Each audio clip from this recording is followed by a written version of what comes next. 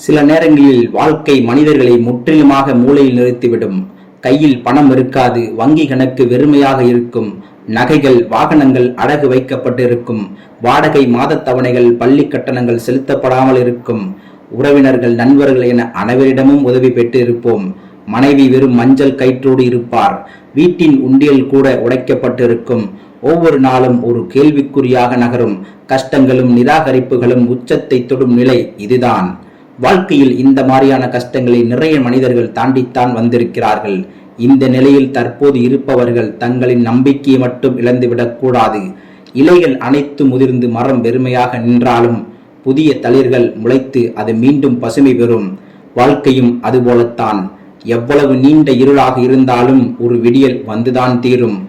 புதிய வாய்ப்புகள் வரும், புதிய பாதைகள் திறக்கும், புதிய வாழ்க்கை நிச்சயம் மலரும். நம்பிக்கையை மட்டும் கைவிட்டு விடாதீர்கள். என்றும் நல்லதே நடக்கும்.